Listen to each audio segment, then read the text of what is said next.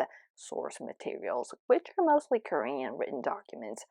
I'll break down the facts and offer a detailed commentary to guide you throughout the case. So let's begin. Court rules in favor of Min. HYBE ordered to pay 25 billion won, roughly 20 million US dollars, in a major legal victory for former CEO Min. The court has ruled in her favor regarding the shareholder agreement dispute with HYBE, so HYBE has to pay money in stock purchase payments to Min and her associates. Congrats, she won and HYBE lost, so HYBE has been scapegoating her this whole time. What are the rulings? The court found that HYBE's claims of a hostile takeover attempt, which led to witch hunting, did not constitute valid grounds for terminating the contract. Meaning, no, it's not a breach, it's not embezzlement, it's not a crime, so contract is legit. So pay her as written on the contract. Did she win the case? Yes, kind of. Is it her victory? Not yet. Key rulings by the Seoul Central District Court. On February, the Civil Division of the Seoul Central District Court delivered the following verdict. Payment order. HYBE must pay about $20 million to Min and 2 former Adore directors. The number seems rather small compared to what's on the paper. It's been discounted a lot, almost a quarter of the original. Contract termination dismissed. HYBE's lawsuit seeking to confirm the termination of the shareholder agreement was dismissed. So yes, she is still shareholder and she has a put option that she can sell the Adore stock, so the company has to buy her stock. Meaning, they have to give her the promised cash instead of firing her and dodging their responsibility. So let's dive deep into the stock price and put options. The core dispute, takeover attempt versus retaliation. The conflict began in April 2024 when HYBE had audit alleging Min attempted to seize control of Adore by contacting outside investors to achieve independence, which caused this massive scandal we're looking now. Min countered that HYBE was attempting a retaliatory dismissal after she raised concerns that the HYBE group eyelid has copied NewJeans. When Min resigned as an internal director in November 2024, she exercised this right to put option. HYBE refused to pay, claiming the contract was void due to her alleged breach of trust, and the amount was too big too. That's a lot of money, so here's the long story.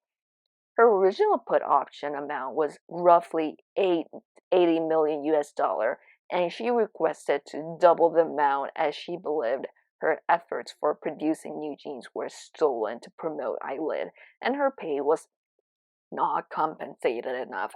She thought all her works were copied and used to promote eyelid without paying her. It's understandable as eyelid looks a bit like NewJeans, but 80 million US dollar was big enough compensation, and she was a CEO of a mega company. What do you think? Leave in the comment and share your ideas. So that's a lot of money, right, huh? Let's move on. Court's reasoning. The court's decision hinged on whether Min's actions constituted a material breach of the contract. On independence, the court acknowledged that Min explored ways to make Adore independent, as seen in Kakao Talk logs, which was controversial, but ruled these were merely conceptual ideas contingent on failed negotiations with HYBE. Given Adore's structure, they could not be executed without HYBE's consent. HYBE is the main shareholder of Adore, and no matter how many stock Min holds, HYBE is the biggest shareholder. She cannot take over the company by herself. Since the parent company is the majority shareholder, it's difficult to take over the subsidiary Adore without the parent company disposing of its shares. In short, Judge thought she was just a frustrated employee joking about stealing the company, and accused actions did not constitute a criminal charge. When you work late at the office, I feel you. We all, right? Stealing NewJeans. The court found insufficient evidence to prove that she intended to take the members and terminate their contracts. Basically saying Kakao Talks were excluded from evidence. Like, who takes Kakao Talks seriously? It can be evidence for minor offenses, but in this case, it was inadmissible. On internal whistleblowing, the court ruled that Min's accusations regarding Nyla's plagiarism and HYBE's album pushing, bulk buying, were not contract violations. Yes, it was true the plagiarism claim was deemed a value judgment, and the whistleblowing on album pushing was seen as a legitimate management concern that contributed to fair distribution practices.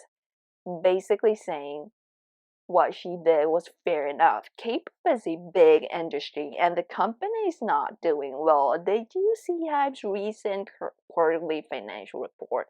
It is about 150 million US dollar deficit, and no wonder they refuse to pay her and let NewJeans go.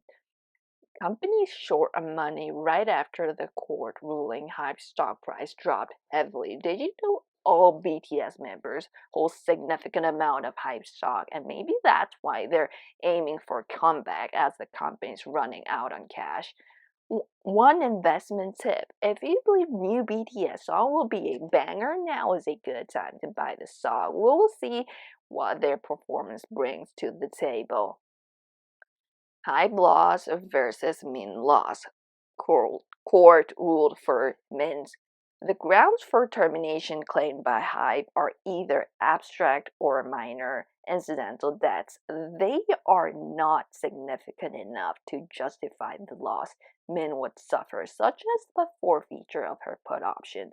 Seoul District Court basically saying court rejected HYBE's claims, finding that the alleged misconduct was limited to conspiracy, and Min's alleged attempts were practically infeasible as it was impossible to reach a concrete stage. NewJeans' contract dispute. While Min secured her financial claim, the members of NewJeans faced a different outcome in their separate legal battle. Yes, sadly, they lost contract validity. In October 2024, the court ruled in favor of Adore, confirming that the members' exclusive contracts remain valid. The court stated that personal trust in Min does not make her CEO position of a mandatory obligation of the agency. Just because members want her to be CEO, she can stay as CEO, while NewJeans members claim we cannot work for HYBE, as Min is the only one who truly understands us. Make absolutely no sense. Stop complaining and get used to other producers since the contract is valid, so go back to work. Current status: while the members returned to Adore, the label terminated its contract with member Daniel. Adore has since filed 43 billion won damage lawsuit against Daniel's family and Min, citing significant disruptions to NewJeans' activities. So let's see if Daniel and Min keep in contact with each other and other NewJeans members. Sadly, Min unfollowed NewJeans' official account, but who knows? There are a lot of rumors, but let's stick to court ruling and media coverage at this point. So now, since we covered the facts, let's analyze future outcomes. It may bring how it will impact their future. First, the legal ledger. Victory is a matter of perspective. Viewing former CEO Min's first instance win through a binary lens of good versus evil is a bit dangerous. In this bracket, the law doesn't care about moral justice. It cares about contractual syntax and executable evidence, and this win is about insufficient evidence of a breach. It is a win, but partial at least. She has many more cases left, and words for fans, it's not over until it's over. Mixed results. In the courtroom, her previous injunction win was about insufficient grounds for dismissal, basically saying court granted injunction against a board's decision for remove her as CEO. Sadly, after the incident, Miss Kim became CEO and Min became inside director, which is a downgrade. And she got furious and quit the job and left the company. I remember the day she posted on Instagram. On the board meeting, she was the only one who casted vote for herself.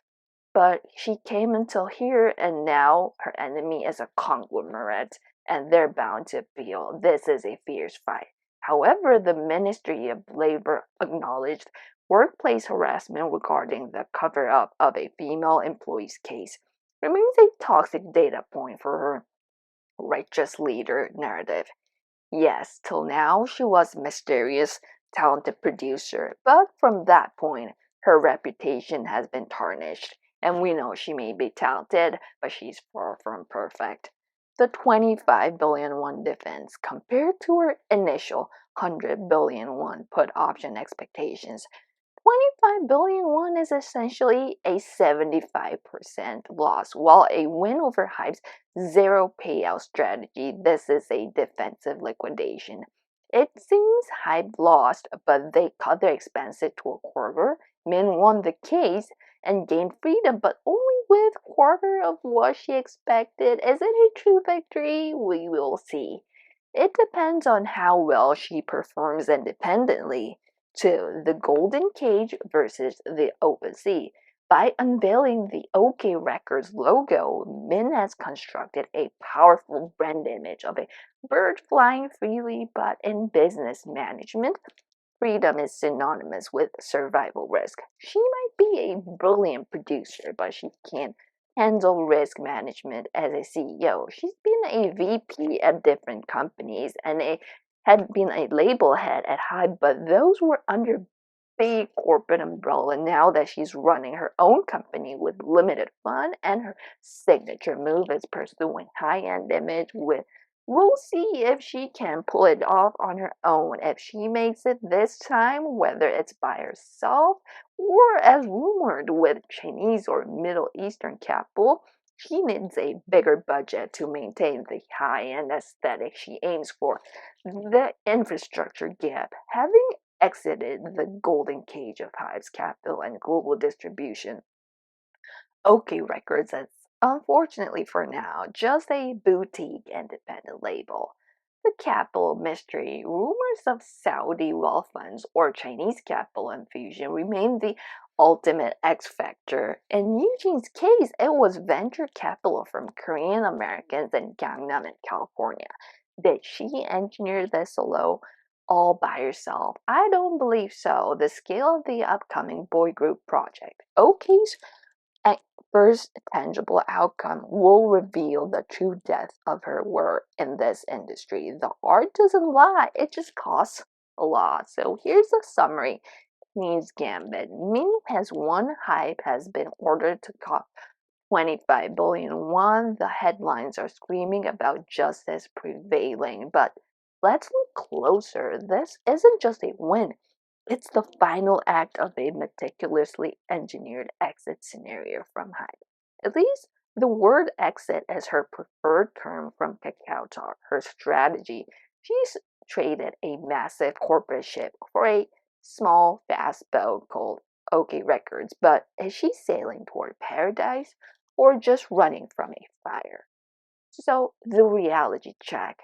Min wanted 100 billion won. She walked away with only 25 billion. A loss? Hardly. She traded that 75 billion won for something more valuable, a moral pardon, and enough seed money to launch her own empire without the embezzlement or a breach. She is free now.